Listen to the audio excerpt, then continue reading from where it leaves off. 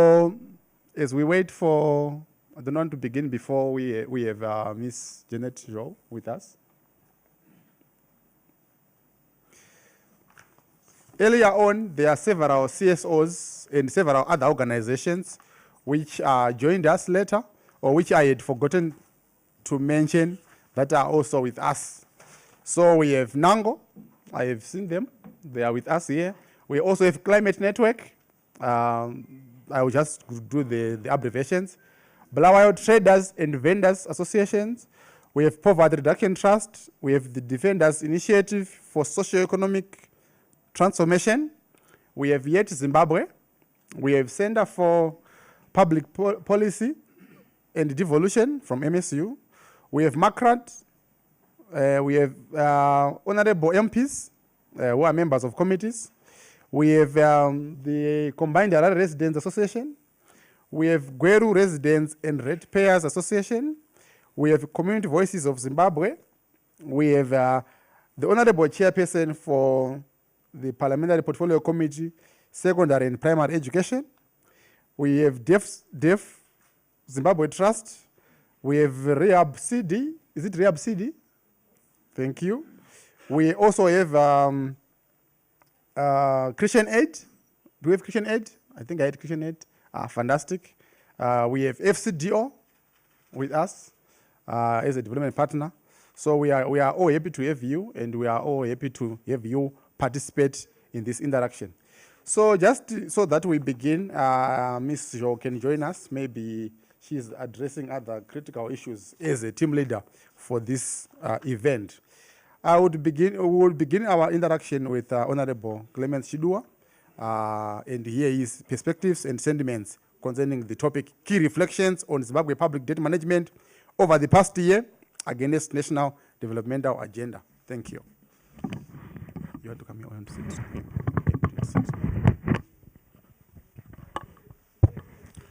Thank you so much, Master of Ceremony. Let me ride on the protocols that have been established already. You have given us unlimited degrees of freedom in terms of how we are going to tackle this issue.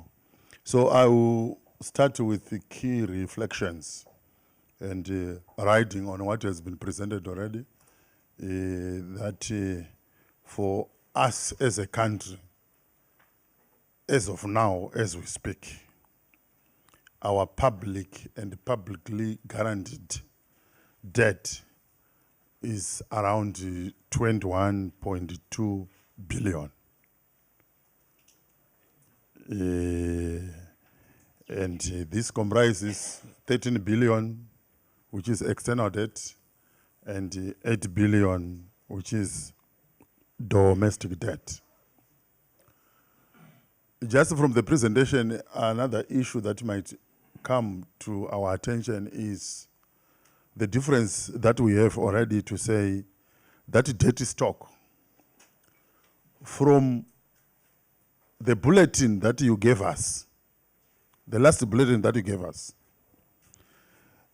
the debt stock was 96.7% of GDP.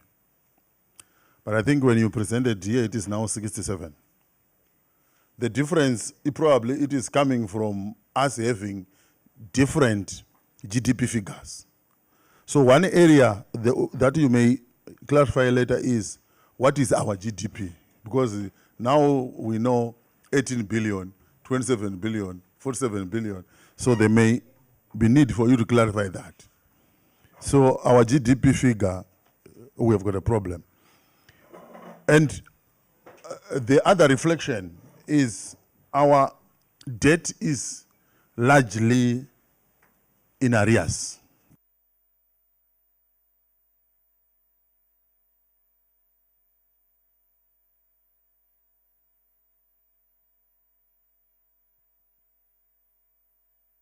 That we give us in 2010, where the government, the Zimbabwe, accelerated arrears clearance, debt and development strategy, and then in 2015 we had the Lima strategy.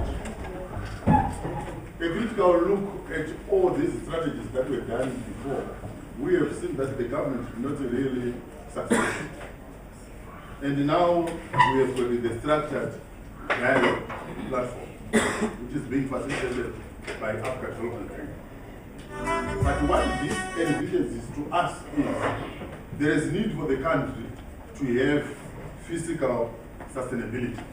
We need to live within our means. There is a need for us as a country to have sustained economic growth and also to look at the social aspects as what we have had. But in terms of what we have done right as a country, the first point I would say, we accepted that we've got a problem. Because sometimes you may not be able to really look at yourself if you don't even see that you've got a problem. So we have accepted as a country that we've got a problem. In terms of development, we have seen that growth and development is also explained by the degree of debt overhang that we have. He has mentioned the debt overhang, and surely at the moment we are not in a position to service our debt. This is why we are in arrears. So this is what we have done, right, to accept that we have got a problem. The other thing is, in terms of restructuring, having accepted that we have got a problem, we have also said there is need for us to restructure our debt. We identified our major creditors, and we are saying we need to go into serious negotiations with them so that we can restructure our debt. Then the issue of transparency, we have seen that the Honorable Minister of Finance has presented the debt figures, the debt report, the strategies to Parliament. And I think this is something which is provided for in the Constitution, it's provided for in the Debt Management Act, and again, I would say this is something that we've done well. The other point is where we have engaged the international financial institutions. It is true that we don't owe IMF, but World Bank, Africa Development Bank, European Investment Bank, and other Paris Club partners, we owe them. But what we have done, even as part of the structured dialogue platform, was to make sure that we engage these financial institutions. Then, fiscal discipline. Within the SADC macroeconomic convergence framework, we have said we should not go beyond 3% budget deficit as a percentage of GDP. And over the years, we have maintained that. But when she was making the presentation, I saw somewhere where she said the budget deficit was 6.5%. Yeah, I think that one really needs serious explanations. Because from all the presentations that we have done, we have not gone beyond 1.5%. But I think a presentation of 6.5% is budget deficit, even for us as a committee, probably that's our first time to hear about it. Then capacity building. Again, we have engaged our development partners. We have also engaged Ministry of Finance. And what we have done together with the IMF was to make sure that even your committees, they understand what debt management is. Because for some of us, when we are coming from our constituencies, you come here, you are now a member of the portfolio committee of budget. I don't even understand what budget deficit is. So we have gone through capacitation, we have been assisted by AfroTat, we have become capacitated, and I think these are some of the things that we have done right. Then in terms of missed opportunities, if we checked very well, even when I was the Deputy Minister of Finance, there were serious calls for the amendment to be done to the Public Finance Management Act and the Debt Management Act. The Public Finance Management Act has been on the table since 2015, and I think this is a missed opportunity. There is need for us as a country to make sure that we expedite the amendment of the Public Finance Management Act so that it is in line with the provisions of SATA. There is also need for the amendment to be done to the Debt Management Act. I know the Minister of Finance at the moment they've gone some way to make sure that these are presented before the House, and it's also part of the legislative agenda that was set by the President. But I think we need to make sure that we do more on the expected amendment to the Public Finance Management Act and the Debt Management Act. Then the diversification of funding sources. One of the areas why our debt overhang is so huge, it is because we are getting commercial loans. These commercial loans, they come with the interest rates 4, 5, 6% or more. But the moment you get interest rates that are above 3%, it's already unsustainable. So there is need for us to diversify in terms of funding sources. And some of them could be local, where we need to do more on domestic resource mobilization. There is need for us to have a vibrant debt market. If you look at our money market, this is where the government is supposed to source funding for projects. It is not sustainable for the government to fund long-term public sector investment programs using the budget. We need to go in the markets and get debt from the local market, which is long-term. But at the moment, our debt market is not vibrant, our debt market is not that developed, and there is need for us to do more on that. Then the issue of private-public partnerships. These, again, we need them as part of funding for long-term projects. Then another part on missed opportunities is for us to understand debt sustainability analysis. Again, it's an area where even when we're having our break, someone came to me and said, you know what, as Parliament, we also need to train you so that you understand how to analyze debt. And I think for us, this is something that we needed even from the beginning as committees. And even from the parts on Ministry of Finance, there is the issue of the macroeconomic framework. I was there under Ministry of Finance. It's a highly technical area where one would need to understand how to come up with a realistic macroeconomic framework. And if that one is not done well, it becomes garbage in, garbage out.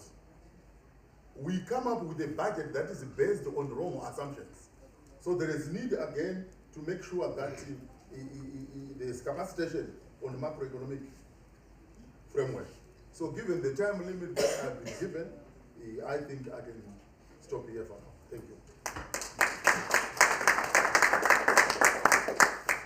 And Honorable, you can go ahead. Morning, everyone. Thank you for the opportunity. For me, my area of specialization is taxation. So I will lean more towards the domestic revenue mobilization or the impact of debt as it aligns with tax. So before I actually delve into my thoughts, my key thought is on the term sustainable development.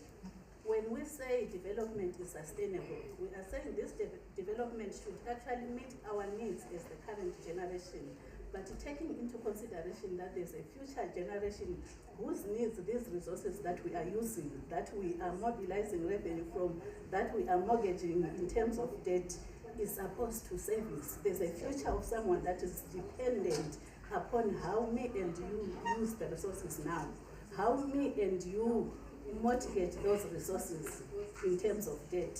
So how do we ensure that the future of our children, be it from the economic angle, the environmental angle, the social angle, the governance angle, the political angle, is actually protected going into the future? So that is my key thought when I begin to share my thoughts. Then, what then attracted me most, or what then provoked my thoughts when she shared on the levels of debt that we have. over 20 billion, with a little bit over 12 billion in terms of the external debt, and a little over 8 billion in terms of the internal debt. And also, when I looked at the debt to GDP ratio, which basically reflects our capacity as a country to service our debt. Yes, while still this ratio has actually improved over the years from the previous of around 94% and to that which was projected at around 67%, if I'm not mistaken, from what I heard. That reflects a bit of an improvement, but still it actually reflects the country's low capacity in terms of the ability to repay our debt, and that increases our default risk.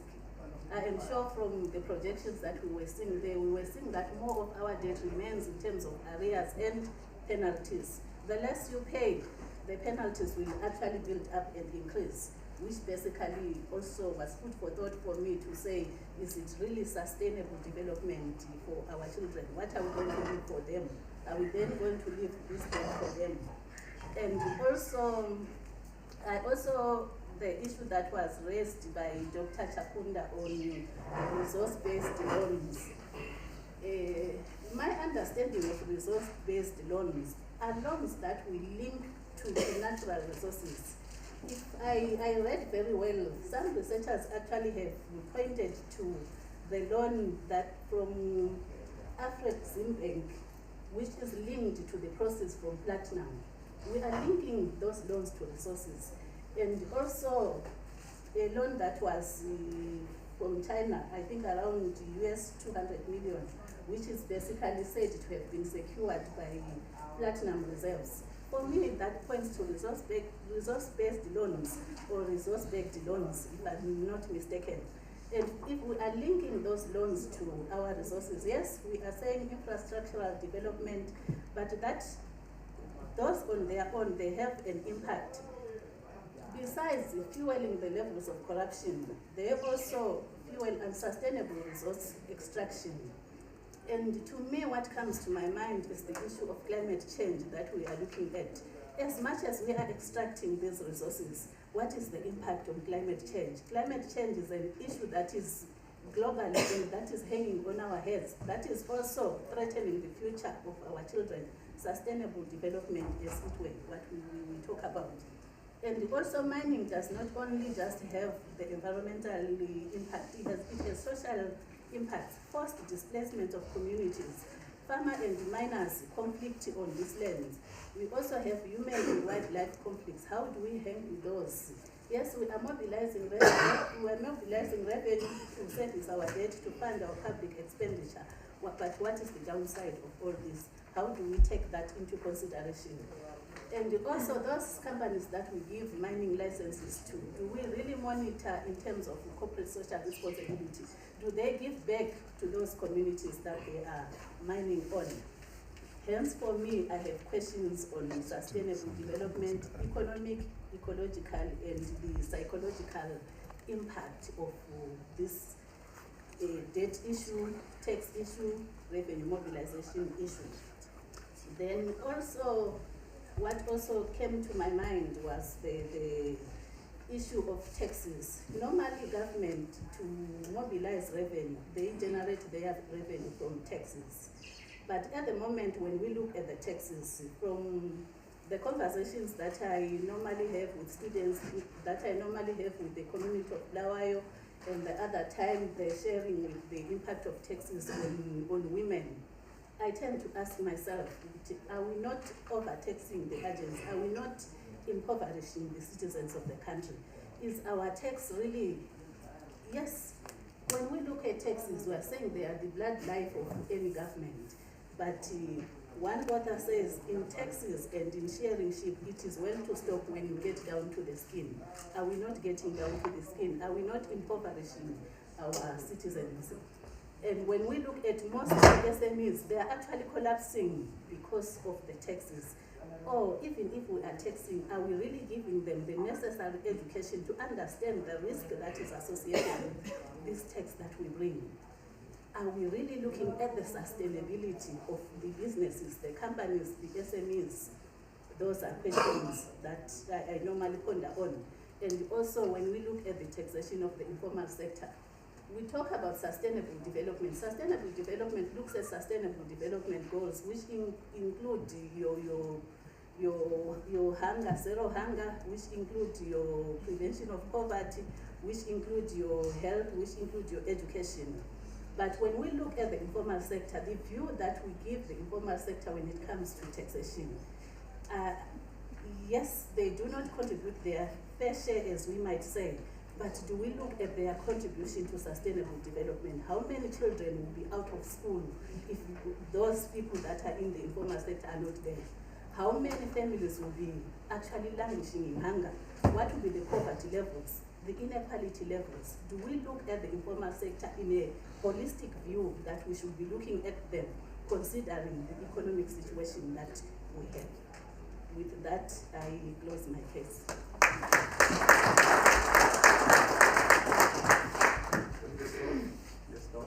Okay, thank you very much.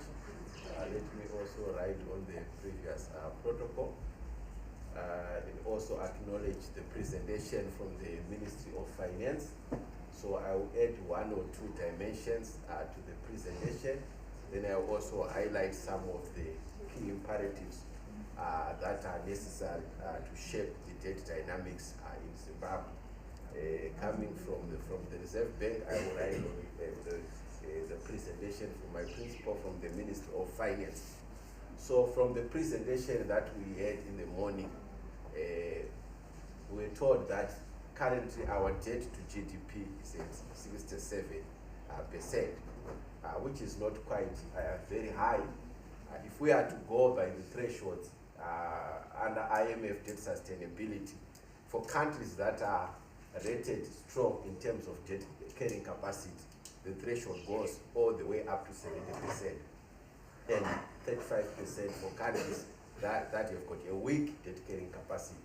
Then if you look at the Southern Convergence indicators, the threshold is 60%. So we are not far from the threshold.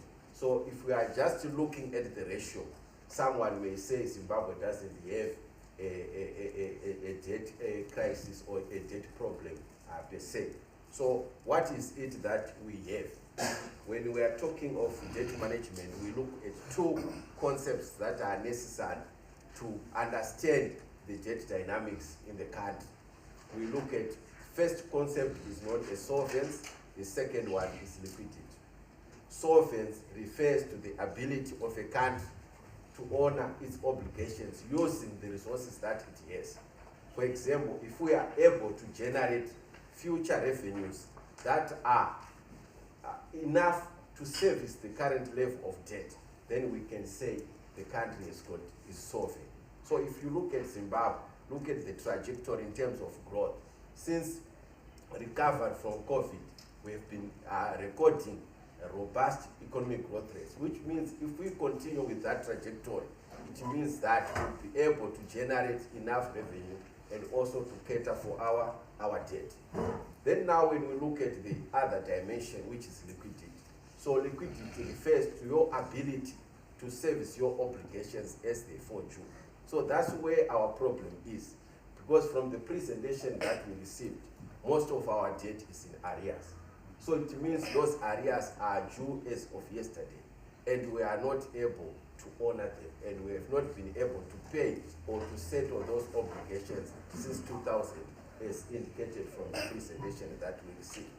So when you have got a liquidity problem, but you don't have a solvency problem, the only thing that you can do is to restructure. It means when you restructure, you are saying, let me restructure what I am not able to pay today, because I am expecting that in the future I will be able to receive enough revenue which will be able to cater for my current obligations. But another challenge now in our case, if you look at the level of the arrears that we have, I think it's over 7 billion. It means even if we are to restructure that, when we are paying, it means we are paying an unproductive debt, because it's now a new debt which is not coming to finance anything, but we are just paying for something that we have utilized in the past. So it's another dimension which you also need to look at when we are looking at debt. But suffice to say that we are not alone in this quagmire. If you look at the region as a whole, we find that most countries, the pace of debt accumulation has been going up. If you check our neighbor Zambia, they once received debt relief, I think between 2006 and 2007, but again, they are now in the same scenario that we are. In 2012, I think the sustainability of Zambia was low, but now they are now in distress. The same rating with us. So the question is, what are the factors that are driving those debt dynamics, both in the region and also in our case? So what we have noted is that debt is not only impacted by borrowing. It's not only borrowing that affects debt, but there are also other factors that drives debt. And those factors in the field of debt management, they are known as automatic debt dynamics. And these factors are to do with growth. If your economy is not growing, it means that your capacity to save debt will also be compromised. If you check why we ended up now with arrears, it's because of the crisis that we witnessed between 2000 and 2008, when the economy was recording a negative growth rate. So it's not an issue about whether the government didn't want to pay. It was because the economy at that time was not performing very well.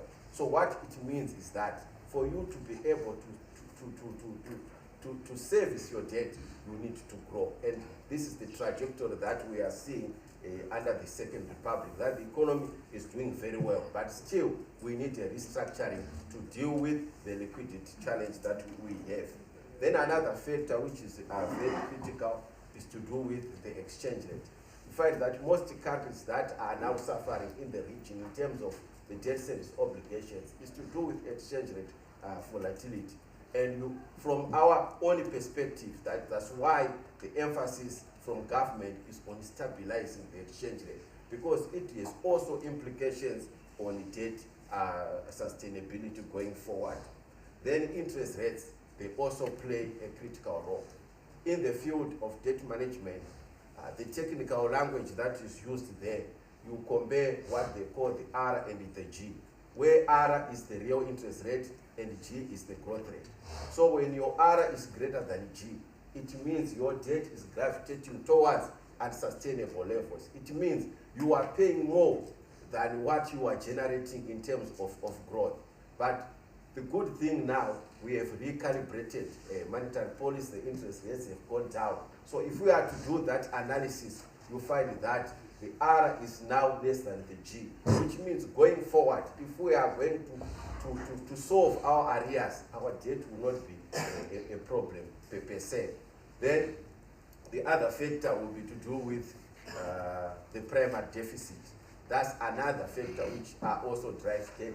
And I think from the presentation that we have received, we find that our deficit is within manageable levels. So what I can say in a nutshell is that our challenge at the moment, as the presentation from the Minister of Finance, is to do with arrears. Once we are able to solve the arrears, then our debt will be sustainable going forward.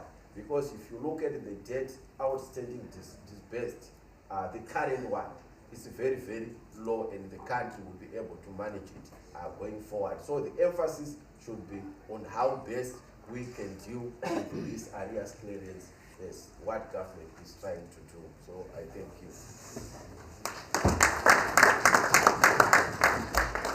Another big round of applause, please. So these were very critical perspectives on public debt and also on public finance management. I have a few questions, and then I will throw you to the mercy of the audience. No problem. To the mercy of the audience. The first question, I'll be very quick, and when you're asking questions, I would also want you to follow the way I do it. Quick and straightforward. The first question goes to Dr. Mpunga. One of the reforms under the arrears clearance was that there are these surrenders or gives back quasi-fiscal activities to the Minister of Finance. Do you think that is this going well? Are you happy? Is this going well? Do you think it has been important in also addressing the issue of debt? So that's just one question for you. Honorable Chidua, one quick question. The amendments to the laws, Public Debt Management Act and Public Finance Management Act, what specific issue or what elephant in the room do you think still must be addressed by those two legislations? One or two things do you think must be included in the act or repealed or improved so that we can deal with the issue of public debt? Prof, I'm still designing a very good question for you. So as soon as they finish answering, I will be right okay. Thank you. Yes, sir. Okay, thank you. So the first thing is just to clarify what these QFOs, quasi-fiscal operations are. So this refers to foreign currency liabilities that were in the balance sheet of the Reserve Bank. In other words, this refers to loans that were borrowed by the central bank on behalf of government. So the proceeds actually benefited the country. So these were loans in the balance sheet of the Reserve Bank, but those loans were borrowed by the bank on behalf of government. So what has been done now is to transfer those loans to Treasury, because in the first place they were borrowed on behalf of government. So those are the figures that you were shown, that loans assumed from the Reserve Bank. So the bank has transferred all the loans or foreign currency liabilities to the Ministry of Finance. So the idea was to clean the balance sheet of the Reserve Bank so that those loans will be serviced from Treasury. Because if they are serviced from the Reserve Bank of Zimbabwe, it means the bank will print money, and that will have implications on inflation. So they have to be catered for through the Treasury. So that's the operation that was done. Thank you. Okay, I wanted to say, do you think it's working now in terms of public debt, in controlling public debt? Is it a good move, or you still want to do what you were doing before the surrendering of those commitments? It's actually a good move, because debt by its nature should actually be managed through the debt management office, which is what is being done now. Yeah. Thank you very much. Honorable? Yeah, thank you so much. Yeah, there are quite a number of sections where there is need for those amendments. But what I would probably point at now is the overall, where we say for the Public Finance Management Act and the Debt Management Act, we are looking at accountability and transparency. And I think for us as Parliament, as we play our oversight role, we would want the executive to be transparent. We want the executive to be accountable, because the resources that we are dealing with are resources for the people. And if you noted the other presentation that has been done, we don't want to mortgage future generations because of our misdeeds now. So we would want the whole process to be transparent. So this is supposed to be part of the Public Finance Management Act and the Debt Management Act. And then the other issue is, if you look at Section 300 of the Constitution, it says the limit in terms of what we can borrow is 70%. And once you go beyond that, the Minister of Finance should seek the concurrence of Parliament. And you would want to make sure that the Public Finance Management Act and the Debt Management Act are aligned to the Constitution. And this, again, is also a critical area. Then Zimbabwe is a member of SADC, and we are happy that now we are chairing SADC. And we have signed to the SADC framework on macroeconomic convergence. And what is there is what is called the SADC framework for public finance management. And we would want to align our own Public Finance Management Act to the SADC principles on public finance management. So I would say basically this is what we have, but in terms of the final details, this is what we are working on now together with the Minister of Finance. Thank you very much. Then lastly, Prof, sustainability of taxes. Let me ask another simple question. What's your view on the taxation framework in Zimbabwe? Do you think we have a very good tax base that can contribute to domestic resource mobilization? What's your view on the taxation framework in Zimbabwe? Is it good enough? Can it be improved, or we can go far with it in trying to raise domestic resources?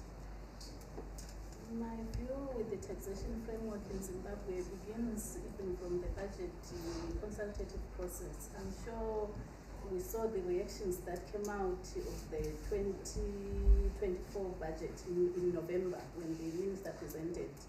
For me, that pointed to lack of stakeholder consultation, because my understanding of taxes, for taxes to be paid, there needs to be ownership, there needs to be understanding from stakeholders.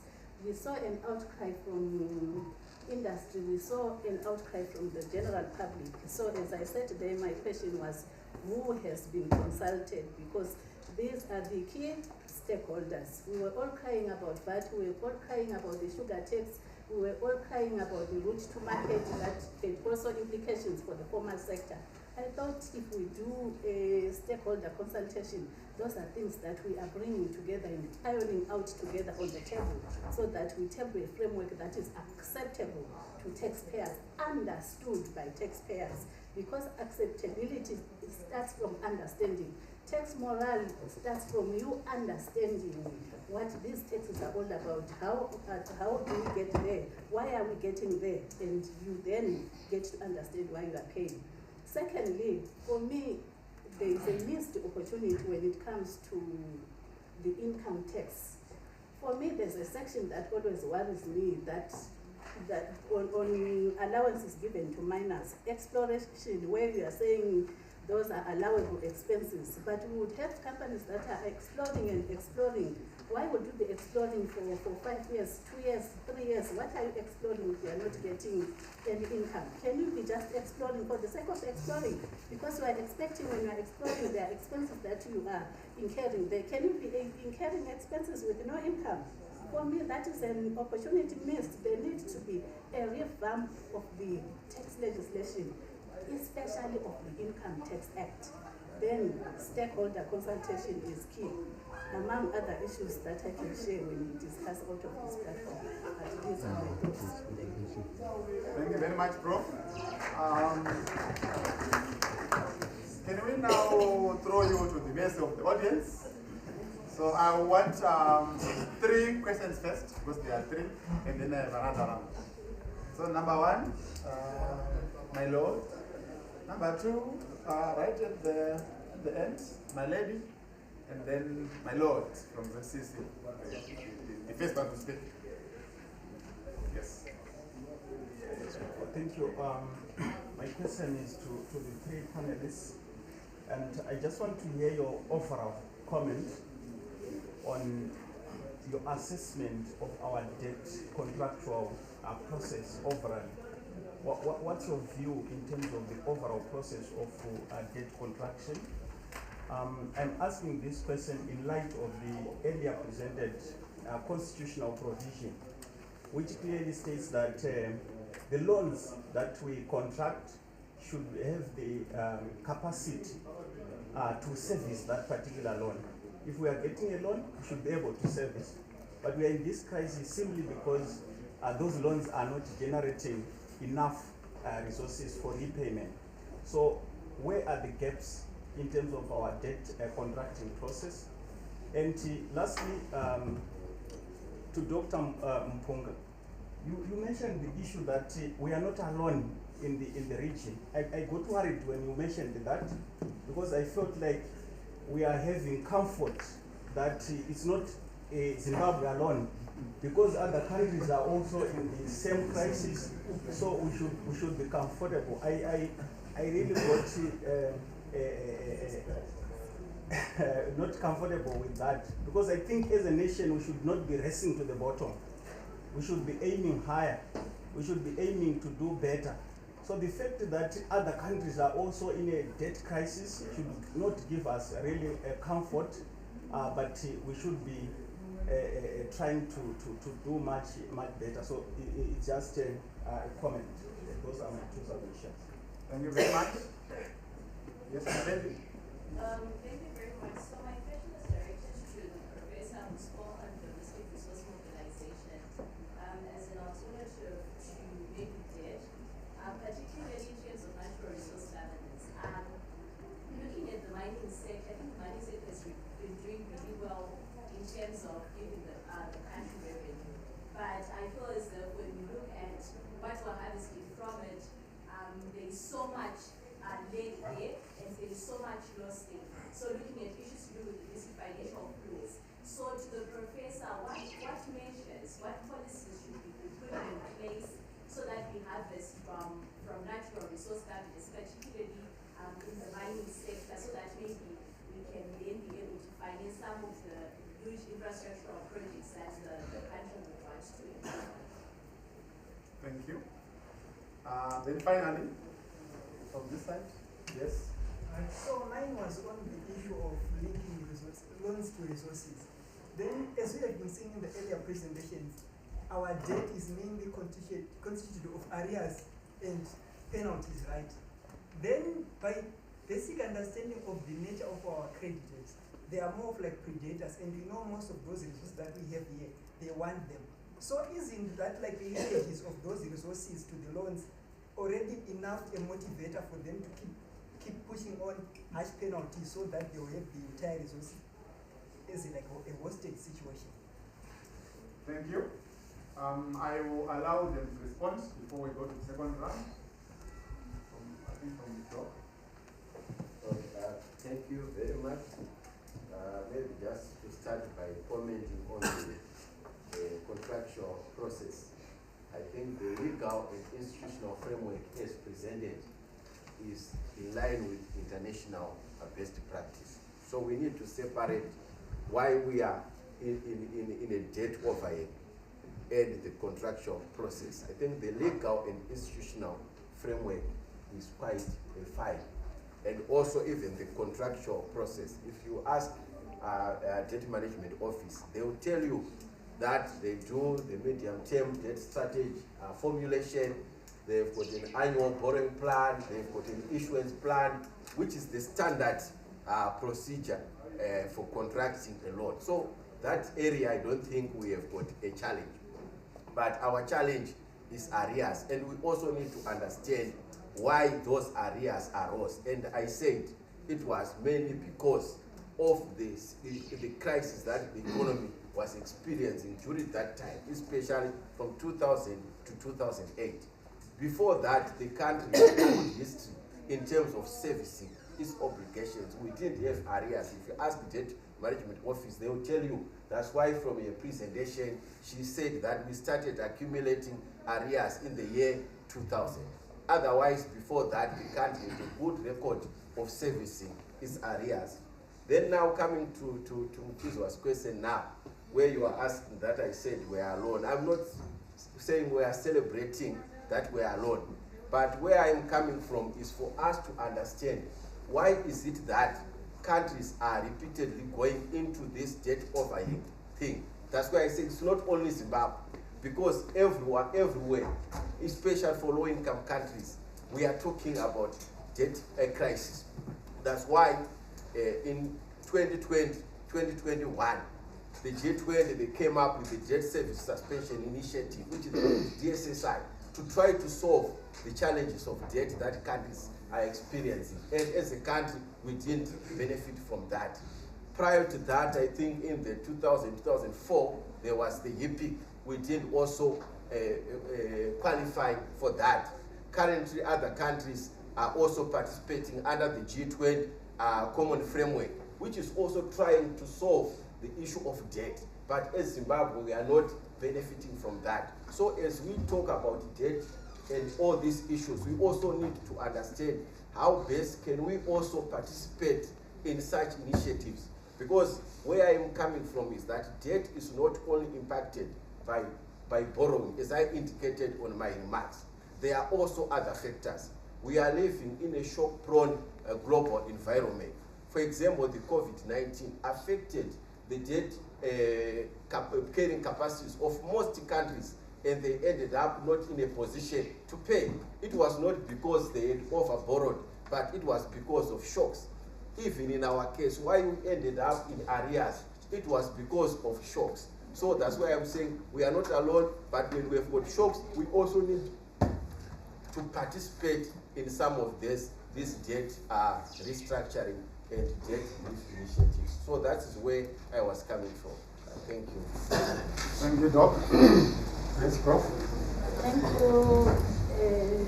I also share his concern. My concern is when we from what has been tabled, what we are seeing, yes, we acknowledge the transparency, accountability, outlining, showing us the debt stock, the composition, what it is composed of. But my question then comes to say, do we then get due diligence or audits of that which we would have borrowed? The use of it, the expenditure on it, how do we then use it? Do we then get transparency and accountability when it comes to us using? Is there accountability? Do we as the public understand to say, this is what we borrowed, maybe earmarked for this particular project? How have we used it? How have we performed? How much income have we generated from that project towards the servicing of that debt? Do we then get that understanding? For me, that remains a question. Then I then go to the question that was directed to me for domestic revenue mobilization. I also find it very difficult. Yes, the mining sector is contributing, and yes, we are being open or lenient, I don't know what I can say, we want to give an opportunity to small miners, but is it the right way? The way we are going about giving them access to the land, the haphazard way of doing it, is it the right way? Is it how other countries are doing it? Because in other countries, I know that those resources are protected, in some cases protected by the army, so that there is equal benefit to the citizens of the country. Not the haphazard where I benefit my own portion, he benefits his small portion. But my understanding is 2 + 2 is equal to 5. 1 + 1, 2 + 2 is equal to 4. But when you bring synergies, when we bring this together, our resources together, they will give us 2 + 2 is equal to 5, which is synergy, which is benefit to, a holistic benefit to the citizens. That is my question also, something that has been also worrying me to say, in terms of mining, are we doing it right? Is it the right way to do it? Is it what other countries do? Does everyone mine anyway? And other than that loss of revenue, there is the environmental impact that we are talking about. Where will we find ourselves from now when we go forward? That is a question for all of us when we go to our different places. Thank you. Thank you very much. Yeah, thank you so much. Yeah, for me, I will cover the contracting process. What happens is the executive, which means the ministers, they enter into agreements, say, to have a loan. And once the agreement to contract a loan is in place, it is then taken to the Cabinet Committee on Legislation. And when it is approved, together with the Attorney General, they will then draw up what are called the principles. These principles are then taken to Cabinet. And when the loan agreement is approved in Cabinet, it is then brought to Parliament. Parliament will debate, either accept or say we don't accept. So that's the process. But what we have noted is there are quite a number of gaps, as I mentioned. In the Public Finance Management Act, the Debt Management Act, and the Finance Act. Under the Finance Act, especially when it is time to debate the budget. The Minister of Finance can put a small clause where the Minister of Finance is empowered to contract some loans even before coming to, yes, to Parliament.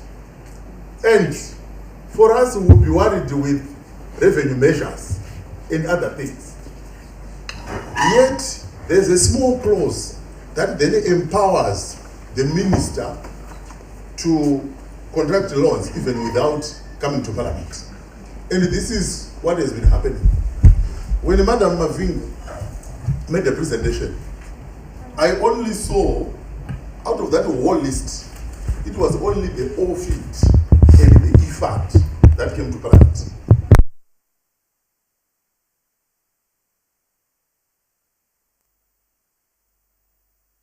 Parliament.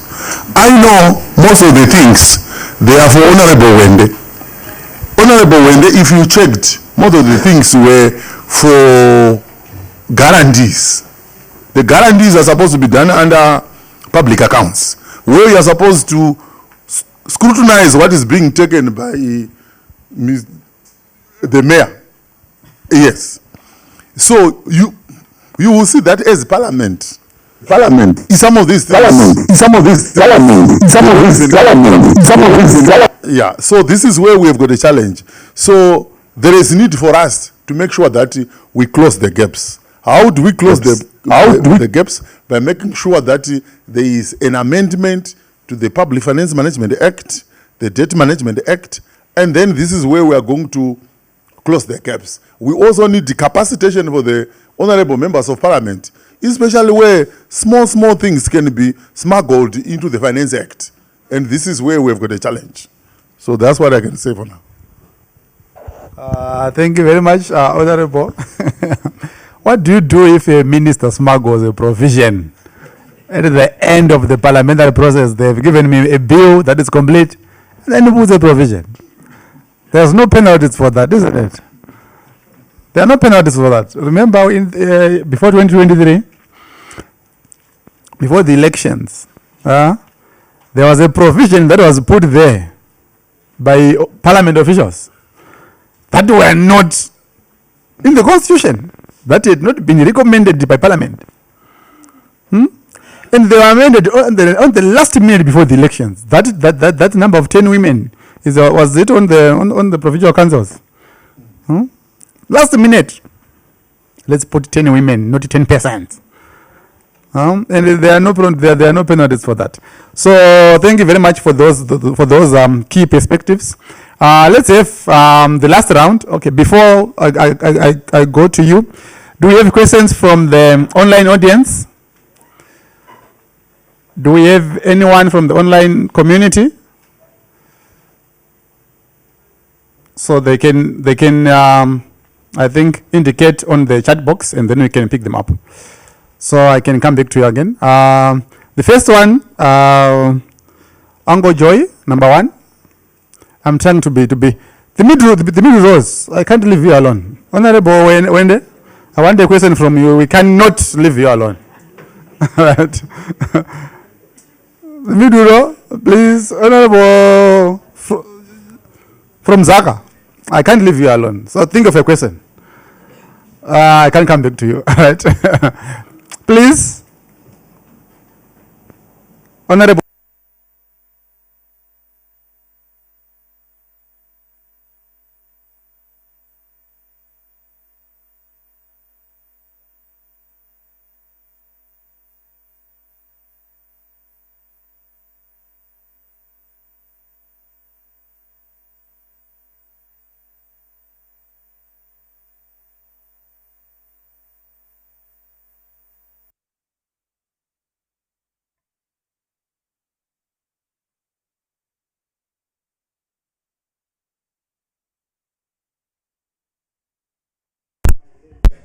Sorry about that. Sorry. Thank you.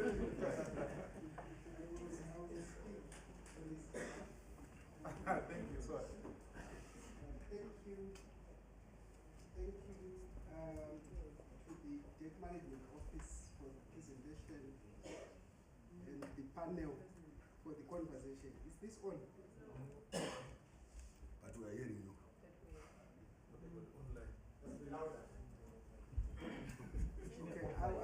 I will try to speak louder. So from the conversation, what I picked is that Zimbabwe is in a debt trap. Zimbabwe is in a debt trap since 2000. Given that the bulk of the debt is in arrears, interests, and penalties.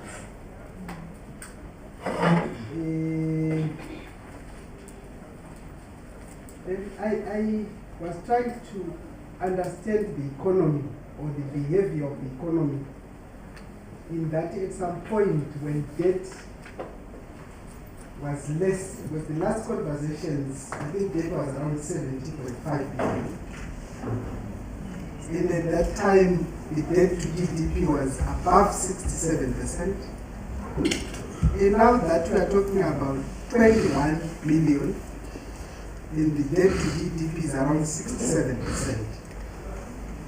I was trying to understand the economy, the behavior of the economy, if it really shows that there was an improvement in the GDP.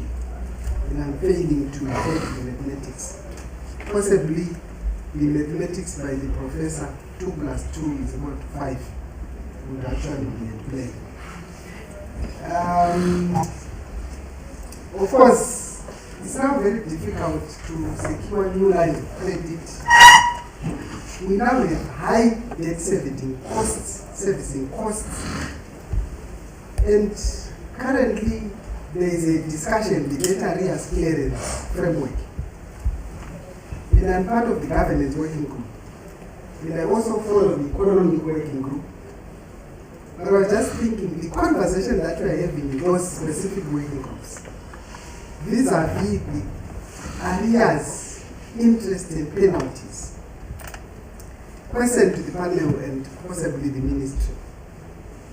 What are the tangible actions that needs to be done to ensure that we either stop the arrears from accruing, interest and penalties from accruing, because we are around the table discussing the issue, but the debt is ignoring the conversations. So there is no sequence. We are having a conversation, and my expectation is that the debt either stabilizes or possibly goes down. So the question is, what practical actions can we take to ensure that we stop the arrears from accruing? Thank you. Thank you. Yes, sir. Okay, I want to repeat the question on the suspect loans. I am sure that the Tawaba will say that. There is too much money in this economy. Read the Justice Uchenna report on the land provision report. Government lost in excess of 3 billion in terms of intrinsic value from the land developers on 175 farms around our areas where land development happened since 2005.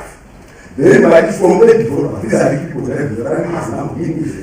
They are rich. My question was, how effective is our system in terms of taxing rich people who are actually doing things in our country, and in most cases effective? I heard a good professor talking about taxing the poor, living the poor. How effective was it? Then the second one, what are the efforts by governments in pursuing this money? Well, I don't know what they do. What is the government doing to pursue that money? We know who owns the country, but how effective are our systems in making sure that the money is brought to our pocket? Then the last question, which is very clear, there was a lot of process at some point in terms of borrowing 15 million as a country. I know Honorable Pete, then as MP, made a lot of noise about it, saying it's very cash for blue chip companies. Do we have a threshold as a government, as a country, in terms of the amount which, at minimum, we should borrow? Because 15 million, you may have borrowed 1 million, and the administrative process and all the involved may actually be worth more than what we are borrowing. Those are my 2 questions. Very simple. Just consider over there. I also allow Pesonera to chip in where she is comfortable, right? I also allow her to say I had an question. So you are correct, and the protector About Abdulkasim? Yes. Yeah, because I'm trying to balance, I will be looking from this side. Thank you, Abdulkasim. No, it's let me go and sit over there. I can speak over there. So, I mean, for me, there's a couple of comments because people are talking about mining, taxation, and revenue.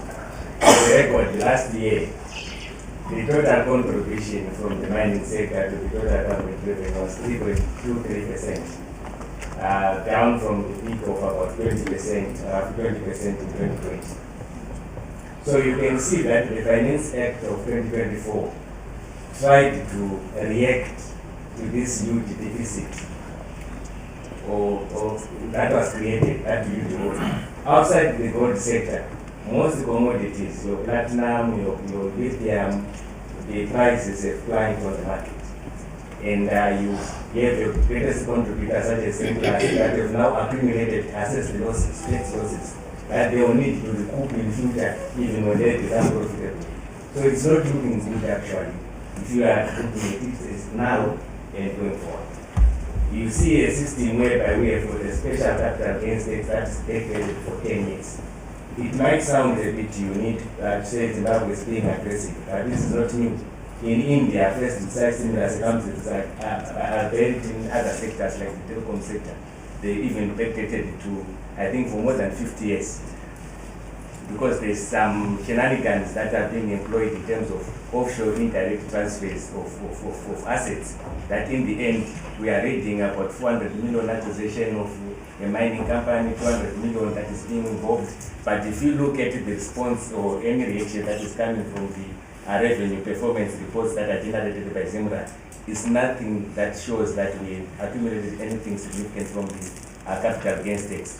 So then lastly, I think maybe this is a question to government, and I'm happy that there are also the FCF officials that are involved with the resettlement of Zimbabwe. You see, in 2014, this is when an attempt was made to differentiate the fiscal obligations of small scale mining and large scale mining. And the Finance Act clearly then that a production of less than half a kg a month is what qualifies as a small scale mine. You are seeing huge investments by the Chinese, and they are called the artisanal small scale miners, enjoying 1% royalties, not paying any other issue, corporate income tax, and anything else. And you wonder, are we so blind to see that this is the largest contributor of gold to the country, which is eclipsed large-scale mining, but in terms of the investments that are coming in from the Chinese, are we my English is bad, but let's mention Sichuan. Unoziva unogona kupromiswa kurayirwa huku wotozokumbira matumbu asi wakudzwa kuti huku ndeyako. Thank you. Mukasi's contributions were not questions. They were very critical comments. So we can react to them. They were quite but I asked for questions. So I will allow the panel to respond, to react to the comments and contributions and also to the questions. Thank you. I'll begin with RBZ. Okay, thank you very much. So I will start with the first one. I think just trying to check whether the GDP debt dynamics, I think that is what you were trying to understand, where you were saying in good times, you also observed a debt to GDP of around 60-something%. And now, when we've got arrears, you are still also seeing a debt to GDP of around that figure. So in terms of then the dynamics, how then do we compare? So what I can say is that yes, the economy has actually been doing very well in terms of GDP. I will justify why I say so. Then in terms of the ratio per se, it comes to my first point when I talked about solvents, that when you are looking at the ratio per se of debt to GDP is not that high. Because other countries, for example, Japan, someone, if you ask what is the debt to GDP ratio of Japan, it's in excess of 250% of GDP. And for us, it's less than 70%. So it then comes back to the issue of arrears, that our problem is only arrears, because those are due as of yesterday. So we can't pay them because they are huge. We need another framework to resolve the arrears, which is the structured dialogue that the debt management is trying to come up with. Then tying to the question of what are the practical steps that we need to do. Because the arrears, given their size, they need a separate framework, which the government is doing under the structured dialogue. But what we need to do going forward is to ensure that the current debt level, the loans that we are borrowing going forward, they must be sustainable. Looking at the dynamics in terms of what we are paying, what is the real cost of debt, which is the R that I've talked about. Is it generating enough growth so that we'll be able to repay the current one? So it's to separate the two. The arrears, they need to be dealt with under a separate framework. Then borrowing from now going onwards, it needs effective debt management to ensure that whatever we are borrowing now, we are going to remain sustainable. Also, given that we are now in a shock-prone global environment, we also need to anticipate that even as we borrow, what will be the likely impact of shocks on our debt service obligations going forward. So practically, it's just separating the two. The arrears, they need to be patched and dealt through a separate system.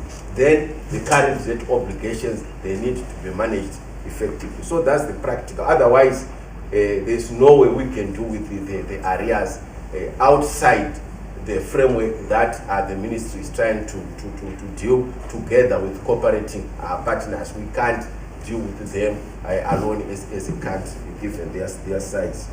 Then a question on just a comment for me. I will not comment on the fiscal issues, but just a comment on the resource mobilization in terms of revenues. If you look at our revenue to GDP ratio as a country, it's around 18%. If you compare that with other regional peers, you find that we are almost like doing very well. If you check that one for Tanzania, it's around 14-15%. So if you are talking to Zimra, they will say maybe our tax effort is even higher compared to other countries. But then another question that may arise is probably the denominator may not be the correct one, because we are saying revenue to GDP. So if our revenue to GDP is right, it's almost consistent with what we are seeing in other countries. And if we have concerns that we are not collecting enough, so probably it's the denominator which is lower. That's why maybe as our statistical agents is going to conduct an economic survey to check whether our GDP is at the right level. Because if it goes up, then it means that ratio will be very low, and it means our tax effort will not be that high as it is current. So it's just a comment also to comment on the 3 billion that he said is not being accounted for. Thank you. Thank you. Prof? Thank you. I also had the issue, I'm sure we'll revert back to what he raised earlier, to say perhaps our measurement of GDP,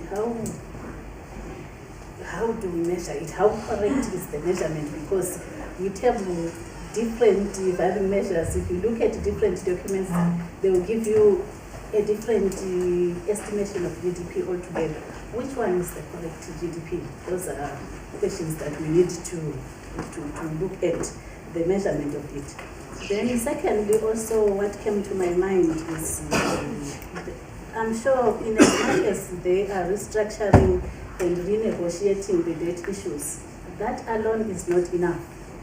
The expenditure side of it, we need to have a relook at it.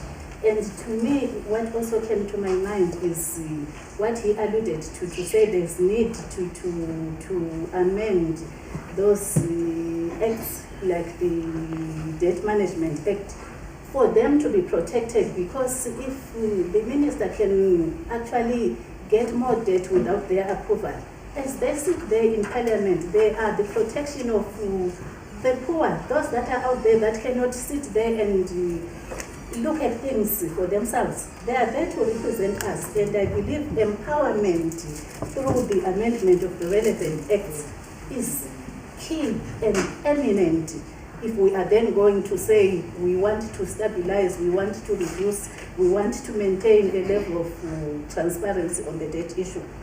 Then thirdly, what also came to my mind is the issue of the Capital Gains Tax Act. Yes, in as much as Zimbabwe is not the only one that have backdated, but tax is an information game. How many people that were involved in those deals are still here now and today? How possible is it to get relevant information to that? Are we not misdirecting the efforts, misdirecting the funds towards issues that would be difficult to even prove in a case of law? And thirdly, also the issue of the taxation of wealthy individuals. That was a question that I posed to some Zimra guys at a particular conference, to say the taxation of wealthy individuals in Zimbabwe, there's something where we are missing it. There's something that is lacking somewhere. Do we really follow the digital footprints of the money? Because nowadays there's technology, money is transferred from here and there. Do we really follow those digital footprints? Do we really commit? Is there really political will to tax the wealthy individuals? How do we evaluate them? What do we do? Do we just speak about it here? Is there really commitment to their taxation? For me, that is a question that I have raised in several platforms, to say, when we look at, for example, SARS, when we look at most of our Zimbabwean colleagues that have come back home running from SA, is because when they have started showing signs that show that there is more money than what we see in you, from your activities, from how you handle yourself. If I remember very well, the other guy had gone to the Durban, whatever, that function, and had brought a chain of cars. And it was those cars that then prompted us to say, where did you get money to buy this? And then they started following the digital footprints of the money. That money that we've used to purchase these assets, have you paid tax on them? And we find them coming home because there will be something that is happening with us. So what exactly do we do with the taxation of individuals? That is a question that also has worried me, and I've raised it at several platforms, to say, are we really getting it right? And how should we get it right? Thank you very much, Prof. Yeah, thank you. The first question is, what steps should we take to stop arrears? And for now, as a country, we are saying our salvation is on the structured dialogue platform. But we should have option B. What if the structured dialogue platform fails? Because we are still supposed to pay. So in terms of our capacity to raise revenue, as of the 2023 national budget, Zimura's capacity to raise revenue is around 18.3% of our GDP. So this is how they come up with the budgetary limits, to say this is the total output for the year, 18.3% of our GDP. But again, it will depend on how do we estimate our GDP. So we should be able to pay our arrears, but we should also try to live within our means. The Constitution is very clear that we should not go beyond 70% of our GDP. This is what we should follow, but we need to collect more revenue. How do we do it? Domestic resource mobilization. We have mentioned these points, and I think it is an area of discussion that we are also going to look at, to say, looking at what we have, how can we raise more revenue from what we have? We need to strengthen our tax collection system, which again is an issue that we are handling as the budget committee. There is need for us to formalize the economy so that we are in a position to collect more revenue. Tax reform is an area again that we have talked about, and then production.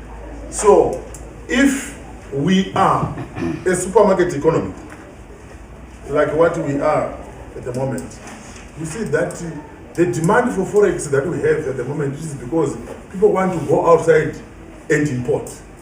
But this forex is not supposed to go outside. So we need to ensure that we are not a supermarket economy. Let's produce locally. And from the production, we should be able to broaden our tax base. But in terms of whether a country can live without borrowing, no. Even the United States is the one which is at the top in terms of its external indebtedness. It has got an external debt of 34 trillion US dollars, the United States. So, but what is needed is for us to make sure that whatever debt that we have is sustainable. Then in taxing for the rich, I would say our systems at the moment, they are not good enough to tax the rich. The rich are not really taxed at the moment. We tried the property tax, and I think it is very difficult to implement. And I think we need to come up with better measures on that. Then in terms of the implementation of the Justice Uchena report, which you mentioned, unfortunately, most of the recommendations in the Justice Uchena report, they are not yet implemented. They are still with the Attorney General's office. They are supposed to come up with the guidelines on how to implement the reforms of the Justice Uchena. So we are still waiting for the Attorney General's office to come up with the guidelines. And then in terms of us borrowing 15 million, I remember, Honorable, when they, I don't know if you were in Parliament when we were looking at the OFID report, and we wanted to approve the loan of 15.7 million. And I think we are one of the guys who said, why should the whole Parliament really discuss a loan of 15 million, big as we are? But even if it is 15 million, given our position, we are still approving. So this is where we are. Thank you. Thank you very much. Can we give them a round of applause?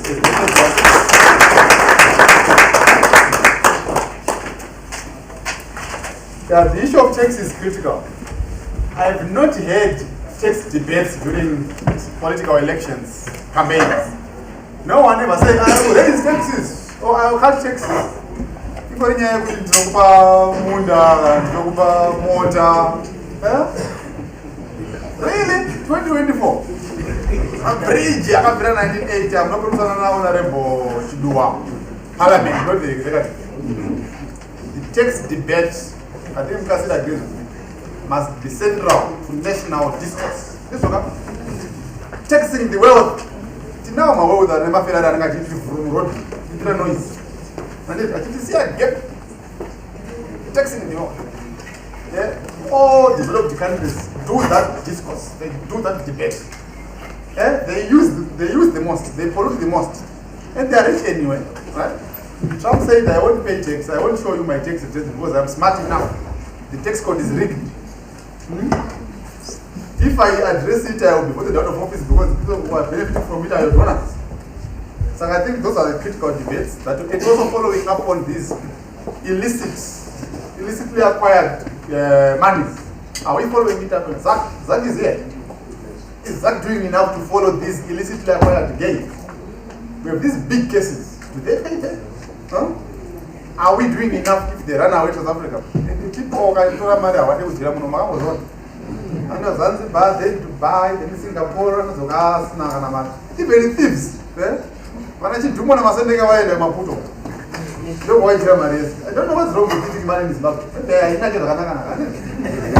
don't know what's wrong. But I don't know. And we don't have patriotic things. No patriotic things. Maybe at Namaz, those who come here out, somebody poor man. But those are critical debates that we must do. Taxation, domestic resources, following up on those who steal money. And also, especially if they are from our formal reports. At this moment, we have two further presentations, but I'm being advised that we have given some tight times to be in at lunch by 12:50. So we will squeeze them to do them after we go for lunch. At this moment, can I call the arena again, so that they give us a refresher? I think we're 2 tenths. I can see Olivia from FGB was too focused. Might be like, I want to just relax. So, Verena, can you please be available? Can you please give them a round of applause as they come in?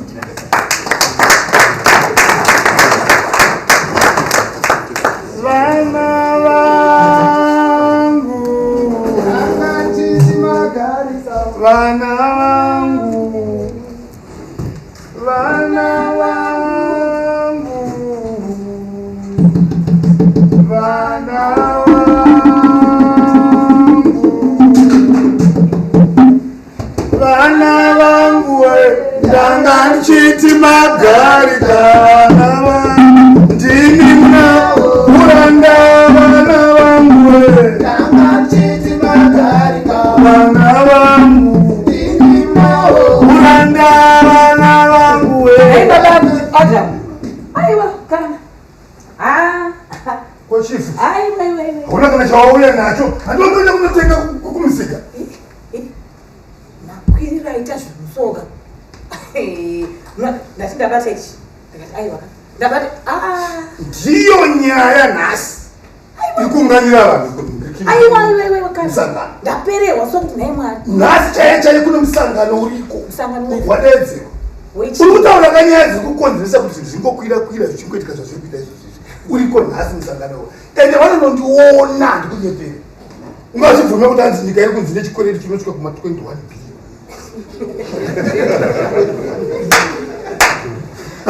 Naye madada aiwa tinonuza saka imi muri kutoziva kuti nanhasi muchiri kuita mamiting muchiri kuenda mamiting amai Adamu mamiting asina kana aya anonzi mamiting kaya ndozvinoreva kuti isusu sevanhu vatema takangogara tichiita misangano iyoyi tichigadzirisa imomo machona munenge muchikona baba Adamu imi ndiri kukuudzai imi izvo chikwereti ichi ndechenyika saka imimi muri Zimbabwe kwaZimbabwe ndiani imimi saka Zimbabwe ndiani imi munobhadhara chikwete chacho here ngati Zimbabwe ndiani iwe vari kumusoro ikoko ndo ndinongonopedzerana ikoko wachibhadhara chikwete ndinoafekta neinazvo ndineinazve ini ndineinazvo ikoko ndovakakwereta ikoko saka ikoko handidi ucharangarira paya pakamboya vemusangano vaya vaitaura kuti kune macitizen nemasubject iwe uri subject ndatoona kuti uri kutora machikweneti ichi nekuda kwokuti vabereki vako ndeve kuzambia kaiwewe wakuti kana kuzimbabwe asi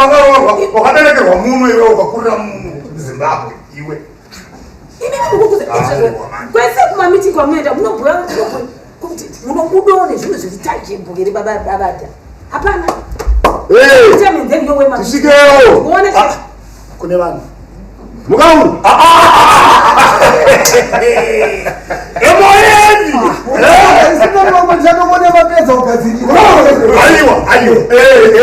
aiwa basa mauri vaita nyaya panapa hatichaende kumusangano wedu wewe kukirabhu yawe vaita uri crucial vaita crucial meeting yatinofanira kuenda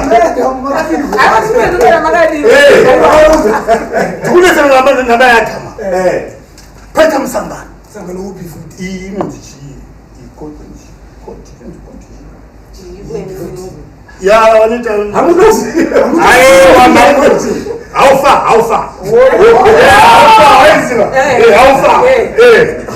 zimukoti watandakanyangana nawo wakakosha varume musangano varume kuri kutaurwa nyaya yechikwereti chenyika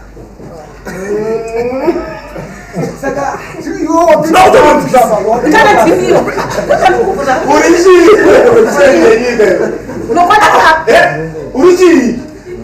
Oh, right. Mazasoka. Kusafunda over time iprobe. Wombe. Ilinga asingatozvizive uzvinhu. Asi nenyaya yekuputa tiendewo kumisangano iyoyi ndo patatozodii patazozvinzwisisawo andoona kuti chikwereti ichochi chine nyika iyi Zimbabwe iri kudzire chikwereti chinosvika kuma 21 billion vavanhu vasimuyo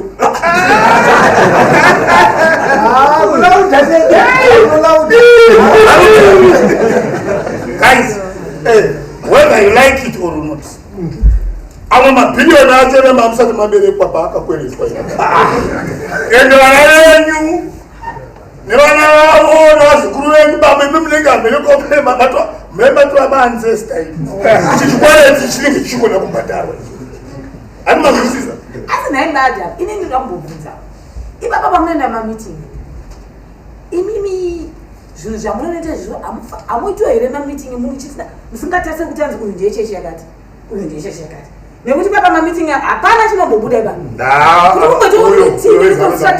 mdc ndamuona uyo wenhiki ndamuona vese vari pa ava mamiting yega yari inclusive ndikutoona uyo ndatoona ndamawanda yeopposition verulingi avaima saka zvakutaura ndezvipi chingwaripo chete ndechekuti tikufuna kuti tishande pamwe chete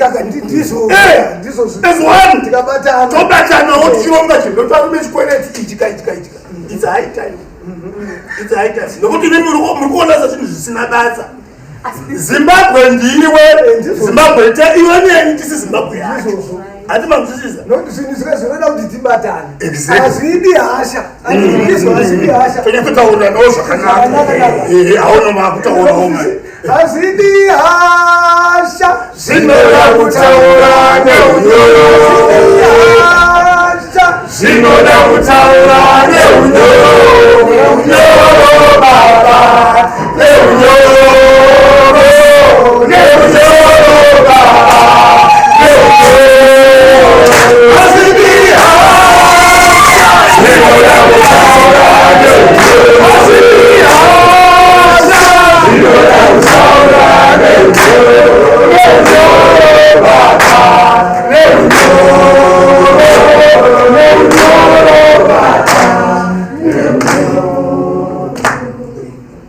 kana muchinge madzokera kumaconstituents enyu endai munotaura nyaya yechikwereti chenyika neunyoro.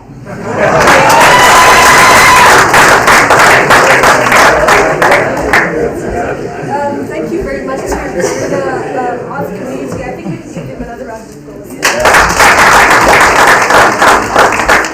It's very interesting for us to see our daily conversations or how meetings are framed in the form of a skit. And from the comments and the laughs and the reactions that you're all giving, I think this has been very important for us to reflect on as we have these critical conversations and evaluate the nation's fiscal health. I think it's also important to underscore the need for a multifaceted approach to understanding the complexities of our public debt. And I think we've been seeing it in the reflections and in the contributions we've been making throughout the day today. We still have 2 more presentations on our program.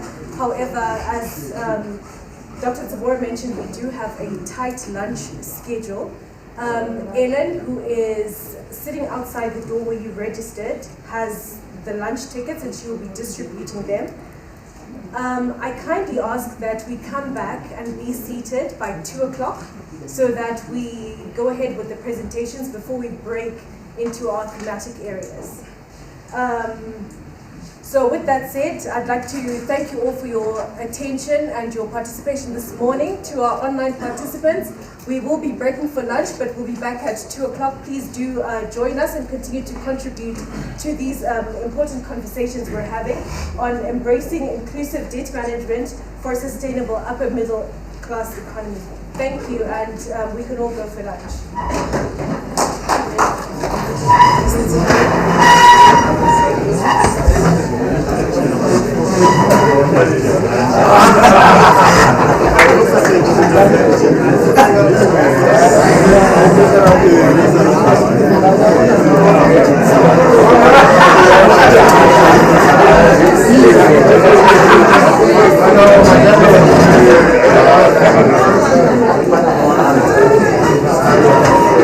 Thank you.